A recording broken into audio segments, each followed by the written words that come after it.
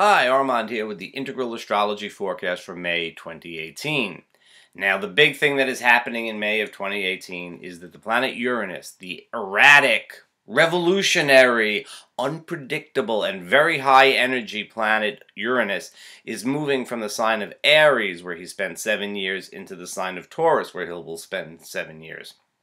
Now, in Aries, especially at the very end of Aries, as we've seen for the last 6 months or so, erratic energy, aggressive energy, people going off the rails. Right? I mean, Uranus in Aries was a time of people going a little bit nuts anyway, but Uranus in Aries at the very end has been a time of people just losing it. And so the first half of the month, we're liable to see some of that. Right on the 15th, we have a new moon in Taurus, Uranus goes into Taurus, and then Mars, the ruler of Aries, and the god of war, right? Mars is the god of war, gets into Aquarius, Uranus's home sign, and gives him a square. It's kind of like, a bump that comes from Mars towards Uranus. Uranus just gets into Taurus, and here comes Mars, giving him a bump. So right at mid-month, we're liable to see some stuff happening. It's a new moon, right? And so that's seeding potential for the future. It's seeding potential for the future. So it's very likely that there are going to be some events that are going to be happening right around mid-month that will be setting the theme for the next 7 years. Not like it's going to be the same story, the same exact script going on for 7 years, but it'll set the theme.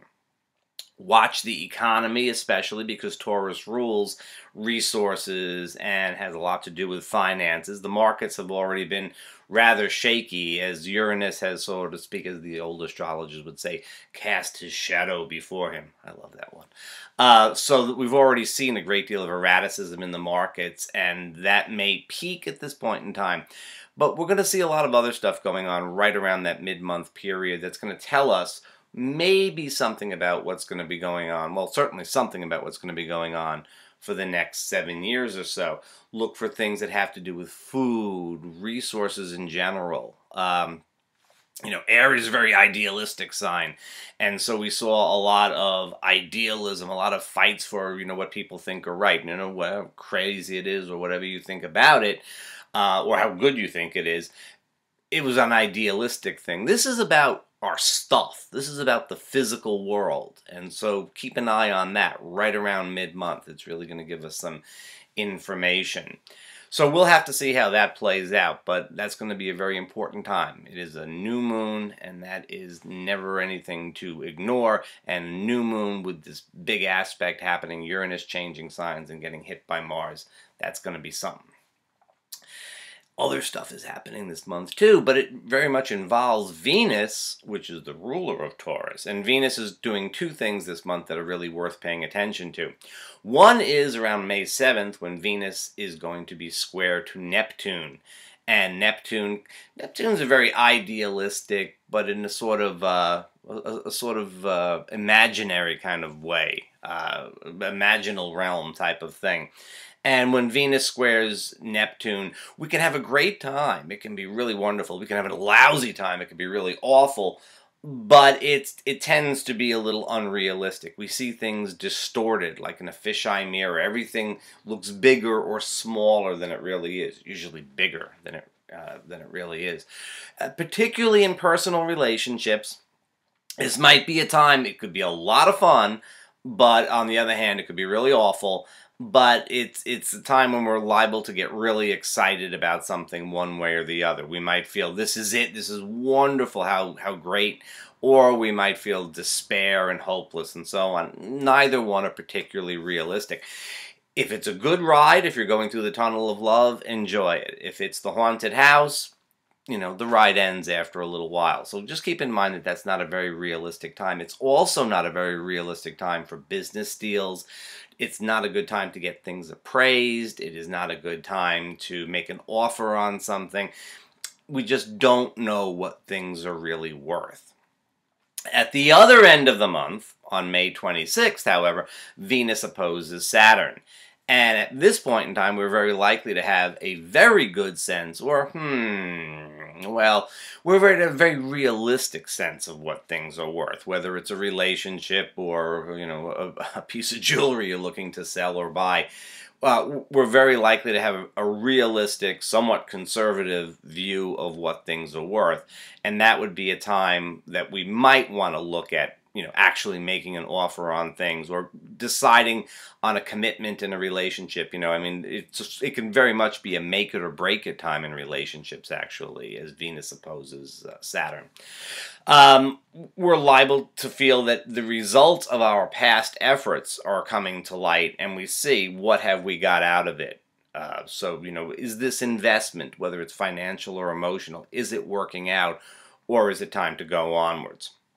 This is right around the time of the full moon, and the full moon is always a time when we sort of see the results of past efforts.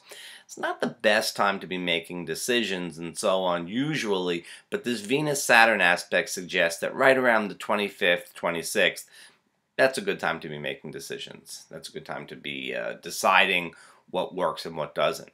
Now, there's one other special day in this month that is really worth paying attention to, and that is May 21st. Well, you can say 20th, 21st, 22nd, and that is the first quarter moon in Virgo.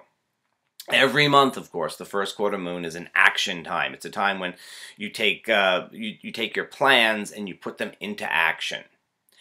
But this particular first quarter moon is extra special because it relates directly back to the August 2017 eclipse, the one that we were calling the Great American Eclipse, because it went straight across America. It was a total eclipse that went straight across America, and of course it landed on Donald Trump's ascendant, and so it was about him, and it was about the country, and so on many levels it seemed to be focused on the United States. Not that the rest of the world, but this particular, this was our eclipse. The first quarter moon is going to be a time when we will see some of the potentials that were seeded last August manifesting.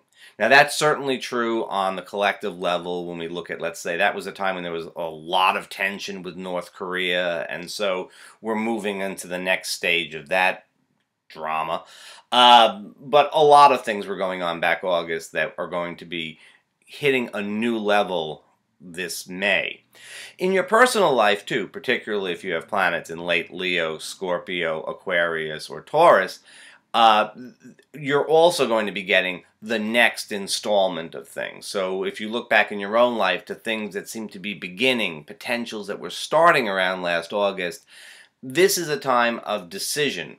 Am I going to act on those potentials? How am I going to act on those potentials? What am I going to do? How am I going to go about doing it? How can I make something real out of potential? So this is an especially important first quarter moon. We're not going to see the results of it probably for another 9 months, but we'll be busy at work making some stuff happen. On the other hand, if things aren't working out in a particular area and you think, I don't want to go any further, this is also a good time to sort of put the brakes on a project that just hasn't been working out. All right, that's what's going on in May. You can always check the Integral Astrology Monthly Forecast on the website. You can find that link below, and that would be a way to get a little bit more detail. You should follow on Facebook, Integral Astrology on Facebook, and get daily updates. If you go to the website, you should check the newsletter page and get weekly forecasts. And to tell you the truth, I think weekly forecasts are probably the most useful of all. But you get to see me monthly. And I'll see you next month.